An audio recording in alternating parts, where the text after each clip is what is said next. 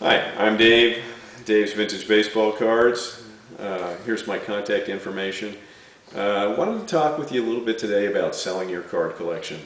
I get phone calls on a daily basis, emails on a daily basis. People want to sell their cards.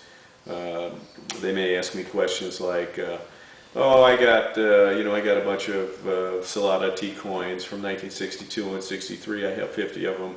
What will you give me for them?" Okay. Or, yeah, I've got cards from 1958 and 59. Yeah, we've got a set. It's in really nice shape. What will you give me for it? Okay, not enough information. If you have a collection of cards and you want to sell it to me, or you want to put them up on eBay and try to auction them off that way, or you want to sell them to a buddy of yours or any dealer, anybody, somebody's going to want to know what they're getting before they can tell you how much they'll give you for it. So the first thing that you have to do, if you have a collection of cards, and there's several things you need to do if you're going to sell cards, unless you like just throwing money away, is write down what you got. And the way I suggest doing that is use an Excel spreadsheet, list the cards that you got, break the commons up separately, commons being the cards that are not Hall of Famers, the more common players. Maybe in a particular year it might say commons from 1 to 109, they're $5 a piece. Okay, so you might count them. You go, okay, in this particular series, the first series, 1 through 109, I got 84 cards that are commons. And then in the second series, 110 to like 283, I got 160, and maybe those list for $6 a piece. The star cards like Sandy Koufax, Don Drysdale, Mickey Mantle, Willie Mays, Ernie Banks, the Hall of Famers, the names that are recognizable that people will pay more for, list those separately. Okay. How many of them you have, what condition they're in. Oops, condition. Well, how do we know what condition these cards are in? Well, I get calls all the time. People tell me, my cards are mint. Well, I hardly ever even sell a card or see a card that is mint. Even when they come out of the package, you open the package and get the card, it's not necessarily mint. In fact, most of the time, if you send it right up to the grading company, it wouldn't get a mint grade. Might be wax residue on the card, the picture might be a little out of focus, it might be off center, it might be tilted. There's a lot of different things that keep a card from being perfectly mint, perfectly centered, clear photo, nice color, everything else just right. You have to remember back in the day when these things were printed, quality control wasn't a big issue. Cards would come out sometime part of the next card on this card, way off center. So you need to learn a little bit about grading the cards so that you and we're speaking the same language. When you tell me that a card is ex-mint or near mint, I have a picture in my mind of what that means. Not that the card is in one piece, it's not written on its whole, so it's mint. No, it doesn't work like that. You need to be accurate so that when you're speaking in a language of card grading, the person you're talking to understands you.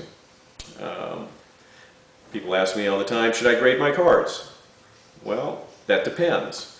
Have you got Ty Cobbs, Babe Ruths, Lou Gehrig's, Mickey Mantles, old cards from the 19th century and from the early 1900s that are in nice condition? Then I would say, yeah, probably on those big name cards that are worth a lot of money, so that there is no dispute with regard to what the grade is, you can get the card graded. However, keep in mind, the grading companies are very inconsistent when it comes to grading. And if you're talking about more modern issue cards, where cards are maybe only worth $10, $20, $30 a piece, if that, you're going to spend $13 or $14 for grading, and if you don't get the grade that you think you're going to get, those cards might not even be worth what you paid to get them graded for. So on the more modern stuff, unless it looks like really it just came out of the package and it's perfectly centered, there's no wear, and it's just a gorgeous card, those I send in.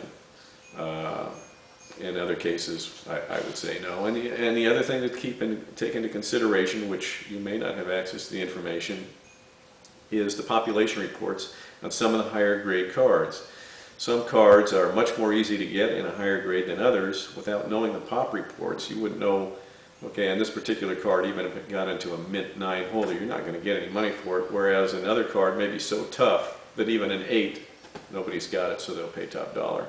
So once again, it's a whole nother issue of card grading, and we don't get into it too much. We do have graded cards, but most of the cards we buy and sell are raw, and we sell them that way.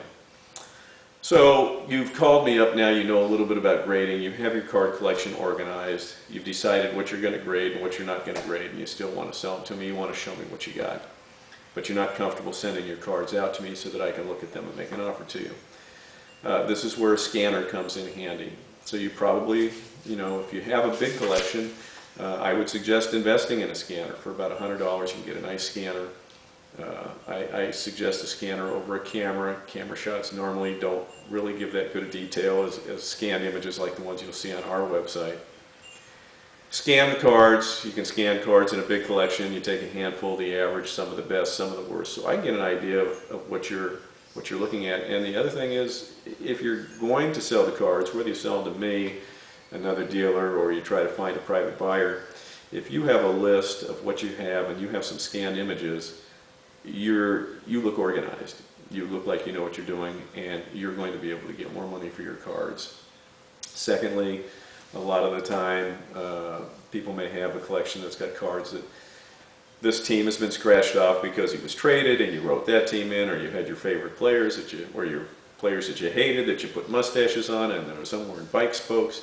If you've got a big collection of cards and you've got some of these cards that I would refer to as hammered, take the hammered cards out of the collection, set them aside, give them to your kids, donate them to somebody, but don't contaminate the rest of your collection with these pieces of garbage. It would be like trying to sell a house in a nice neighborhood and having a dumpster full of trash in the front lawn. You're certainly not going to get a top offer for that house.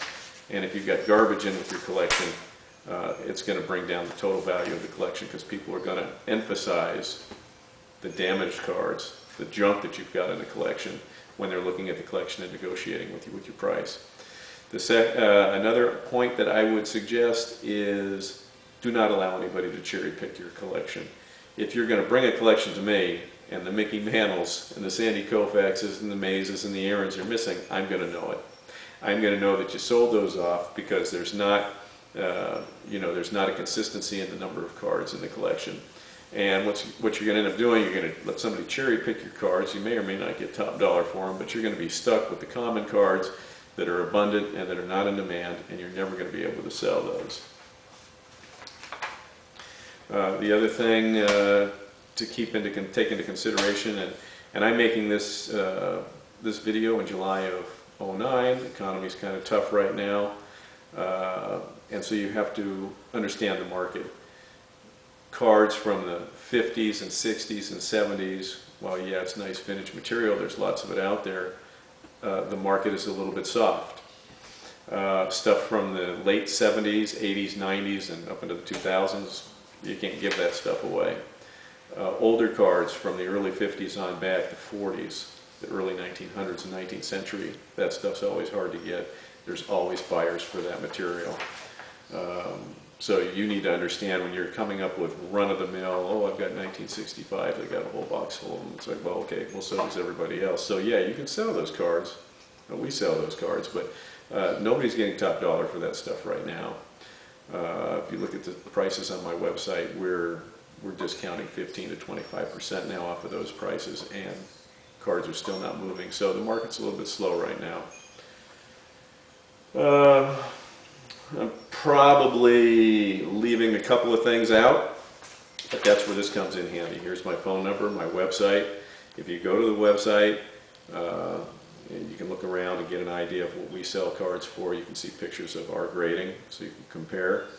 There's a link on almost every page to our email.